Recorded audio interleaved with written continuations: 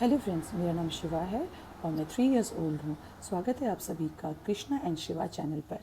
मेरे पापा एक डिफेंस ऑफिसर हैं जो दिगलीपुर में पोस्टेड हैं और पिछले 1 साल से हम सभी अपने पापा के साथ दिगलीपुर आइलैंड पर रह रहे हैं। श्री विजयपुरम में एक दिन का स्टे करने के बाद next day early morning 6 AM की थी हमारी शिप। तो हम सभी जा रहे हैं फिनिक्स बे पोर्ट की तरफ। फिनिक्स बे पोर्ट 5 किलोमीटर की डिस्टेंस पे है एयरपोर्ट से। हमें वहाँ पहुँचने में लगा तकरीबन 20 मिनट। अभी सिर्फ मॉर्निंग के 5 AM ही हुए थे, बट देखकर ऐसा लगता है जैसे कि 7 बज रहे होंगे। श्री विजयपुरम कैपिटल है अंडमान निकोबार आइलैंड का और ये ऑफर करता है unique blend of natural beauty, cultural diversity. दो मैक्सिमम पॉपुलेशन यहाँ पे साउथ इंडियंस की है और एक स्लोअर पेस ऑफ लाइफ। शहर की भागम भाग आपको यहाँ देखने को नहीं मिलेगी। यहाँ ज़िंदगी अपनी ही धीमी रफ्तार से चलती है। पोर्ट ब्लेयर तो बाकी अगर आइलैंड से हम कंपेयर करें तो बहुत डेवलप्ड है। सारी basic services like hospital, schools, market सभी कुछ है। बट हाँ, ऑप्शन ज़रूर लिमिटेड है अगर हम कंपेयर करें लार्जर सिटी से। तो दिगलीपुर जैसे आइलैंड में वहाँ पे तो कुछ भी ऑप्शंस ही नहीं है। दिगलीपुर जैसे आइलैंड में रहना एक अपने में ही बहुत बड़ा चैलेंज है।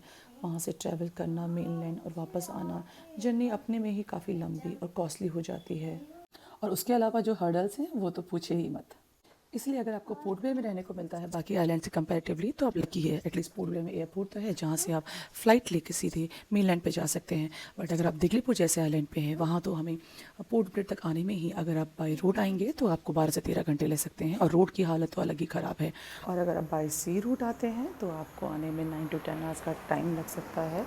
पर शिप्स भी 3 to 4 times in a week ही रहते हैं and most of the time वो फुल ही रहते हैं।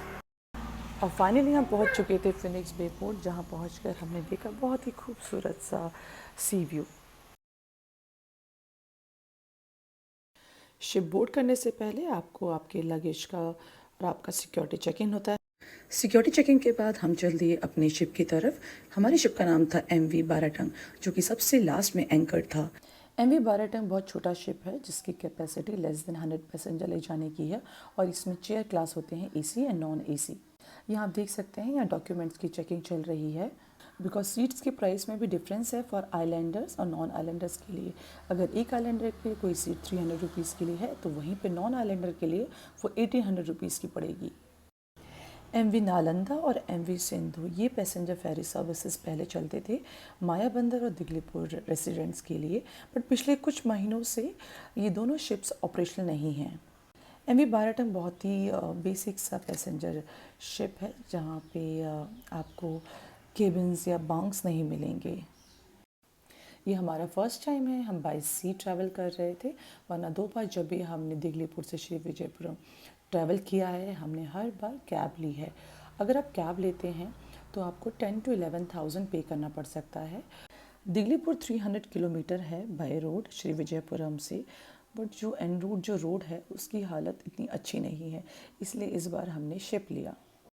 ये छोटा शिप था और सी स्टेट बहुत रफ था जिसकी वजह से बहुत ही रोलिंग एंड पिचिंग हो रही थी, उसकी वजह से अंदर का वीडियो नहीं बना पाए हैं। एंड फाइनली हम पहुंच चुके थे दिगलीपुर के एरियल बे पोर्ट पर।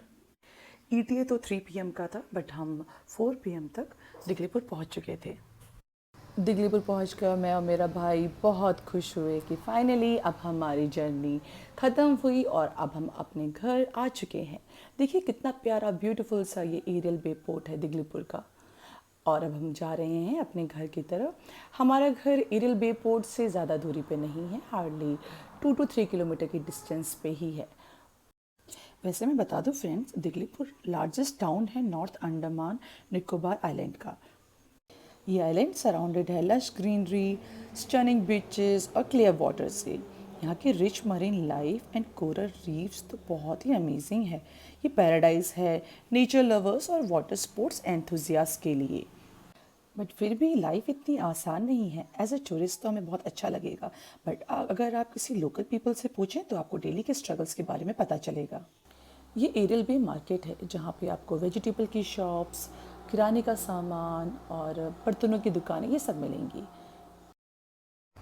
दिगलीपुर में इंडियन कोस्ट गार्ड है जो पूरी तरीके से डेवलप्ड है, जिसके आप देख सकते हैं टुवर्ड्स द लेफ्ट साइड ये इंडियन कोस्ट गार्ड का बेस है, जिसके अंदर क्वार्टर्स, कैंटीन, बच्चों के लिए पार्क और मेडिकल रूम ये सारी फैसिलिटीज़ हैं। बाहर पे यहाँ पे सारे के सारे घर 400 टू 500 मीटर अपार्ट बने होते हैं। ऐसा लगता है जैसे कि आप किसी फार्म हाउस में रह रहे हो।